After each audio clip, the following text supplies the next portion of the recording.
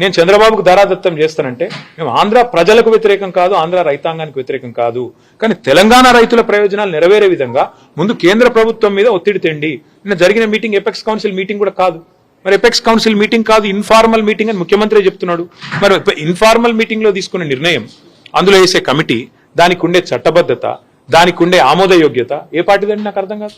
ఈ రకంగా అడ్డగోలుగా మాట్లాడి తెలంగాణ రైతాంగాన్ని కించపరుస్తా అంటే మేము ఊరుకుంటామా? సార్ ఇంకొకటి, కృష్ణా బోర్డు కూడా ఇప్పుడు ఆంధ్రప్రదేశ్ లో పెడతారా అంటారు. అది కూడా గొప్ప విజయం అని చెప్పుకుంటాడు. ఎంత సిగ్గుమాలిన పని అంటే, మొన్నటిదాకా బీఆర్ఎస్ ప్రభుత్వం ఉన్నంత కాలం 2 బోర్డులు హైదరాబాద్ లో ఉన్నాయి. Godavari river management board, KRMB 2 ఇక్కడనే ఉండే ఆఫీసు. ఇవాళ కేఆర్ఎంబిని ఆంధ్రాకు తరలించి, అది కూడా గొప్ప విజయం అని చెప్పుకుంటాడు ముఖ్యమంత్రి.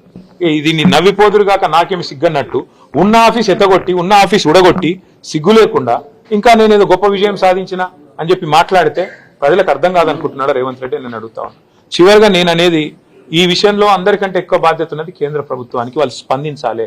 ఇట్లా ఇష్టం వచ్చినట్టు చంద్రబాబు ఆడిచ్చినట్టు ఆడతామని కేంద్రము రేవంత్ రెడ్డి తల ఊపితే ఇక మిగతా సంగతి తెలంగాణ ప్రజలు చూసుకుంటారు. బీజేపీ సంగతి, కాంగ్రెస్ సంగతి తెలంగాణ ప్రజలు చూసుకుంటారు. 10 ఏళ్ల చేయని పని మేము చేస్తున్నాము. ఏం పని చేసిండు? కృష్ణా బోర్డును అప్పచెప్పుడా? పని చేసుడంటే కృష్ణా బోర్డును ఆంధ్రాకు తరలించుడా, లేదా గోదావరి మిగులు జలాల్లో మరి లేని హక్కును ఆంధ్రాకు దారాదత్తం చేయడం ఏంది పని? లేకపోతే ఆంధ్ర ప్రాజెక్టులకు ఆనాడు ప్రతిపాదిస్తూ తెలంగాణ ప్రాజెక్టులను వ్యతిరేకిస్తూ ఎవరైతే ఉత్తరాలు రాసిండో ఆయన తీసుకొచ్చి సాగునీటి సలహాదారుగా పెట్టడమా?